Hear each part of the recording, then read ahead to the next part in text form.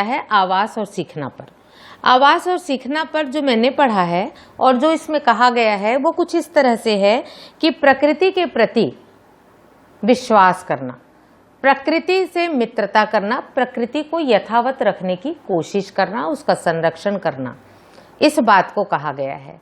मानव जब शुरुआत में अपनी जिंदगी का प्रारंभ किया तो वो पेड़ों के नीचे रहता था। धीरे धीरे उसने अपने लिए आवास का निर्माण किया जैसा उसका भौगोलिक वातावरण था, और इस भौगोलिक वातावरण के आधार पर उसने आवास में रहना शुरू किया। जब प्रकृति में ओपन रूप से रहने में उसे असुविधा होने लगी, धूप, वर्षा, इनसे बचने के लिए वो अपने लिए आवास का निर्माण करने लगा।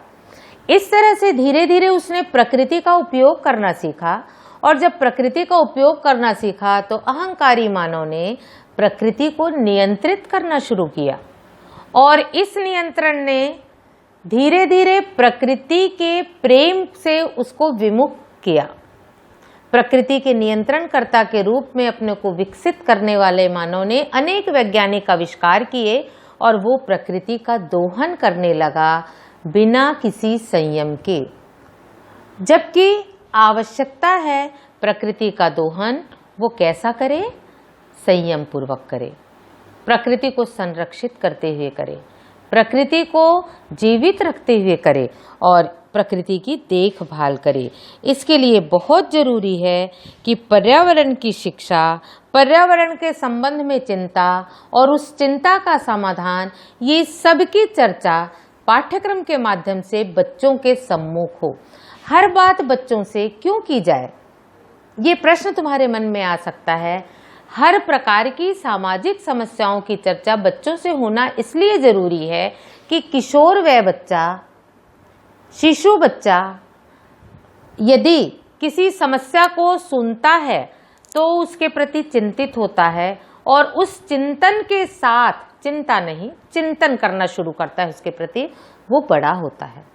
और जब वो इस चिंतन से बड़ा होता है तो उसके मन में एक समाधान आता है, और वो मौलिक होता है।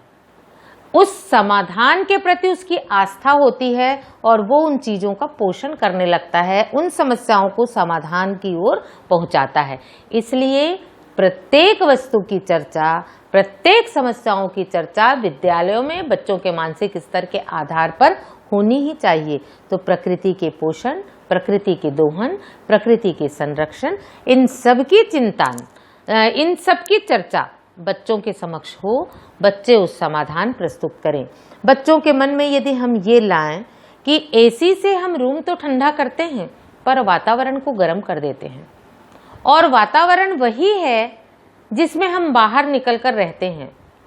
एक स्थिति ऐसी आएगी कि वो वातावरण में कुछ भी शुद्ध बाकी नहीं रह जाएगा, तो तुम कैसे जीवित रहोगे? निश्चित रूप से बच्चा उस एसी का उपयोग कम कर देगा। यदि बच्चे के मन में ये बात ला दी जाए कि जितने हम गैजेट्स का उपयोग करते हैं, ये हमारे शरीर पर, ये हमारे मन पर, ये हमारे मस्तिष्क पर, ये पर्यावरण पर गलत प्रभाव डालता है, तो वो इनको कम उपयोग करने लगेगा।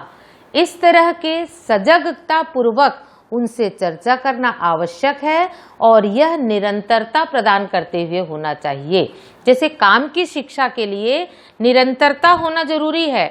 आज हमने काम के प्रति शिक्षा की, स्वास्थ्य के प्रति बात की, कल हम इस बात को भूल गए, 8वीं तक इस बात को रखे, 7वीं तक इस बात को रखे और आगे भूल गए। ऐसा नहीं, इन समस्त बातों की चर्चा बच्चे में पहली क्लास से लेकर अंतिम स्कूल की कक्षा तक होते रहना चाहिए।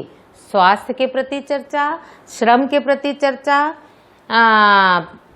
कला के प्रति चर्चा, पर्यावरण के प्रति चर्चा, एक समग्र रूप से बच्चों के बौद्धिक स्तर के हिसाब से वर्कशॉप मोड में हो, प्रतियोगिता के मोड में हो, निरंतर होते रहना चाहिए। इससे बच्चा इन सब के बारे में अपने एक स्पष्ट विचार के साथ बड़ा होगा और समाज को एक विवेकशील नागरिक प्राप्त होगा। इस तरह से इन सब बातों का पाठ्यक्रम में समावेशन जरूरी है। तो यहाँ पर मेरी बात ये खत्म होती है कि एनसीएफ 2005 किस प्रकार से पाठ्यक्रम बनाने की बात कहता है। वो केवल रटंत विद्या की बात नहीं करता है, वो काम की भी बात करता है, वो करके सीखने की भी बात करता है। वो बच्चों को केवल सुविधा भोगी बनाकर बौद्धिक पिपासा को शांत करने की बात नहीं कहता, वो आवास और पर्यावरण की भी बात करता है। वो अपने राष्ट्र प्रेम की बात तो करता है, पर वसुधैव कुटुंबकम की भी बात करता है। बच्चा राष्ट्र से प्रेम करे, पर अति राष्ट्रवादी होना, दूसरे के राष्ट्र की अस्मिता को बर्दाश्त ना कर पाए, ऐसा असहिष्णु भी उसे नहीं बनाना है। एक सहिष्णु नागरिक का विकास करना है। तो ये पाठ्यक्रम के संबंध में समस्त बातें हो गई हैं और ये सब बातें तुमको एनसीएफ 2005 में मिल जाएंगी। जिसको कोई भी प्रश्न हो, कोई भी डाउट हो, वो मेरे से बातचीत कर सकता है। मैं उसे दूर करने की कोशिश करूंगी। ठीक, धन्यवाद।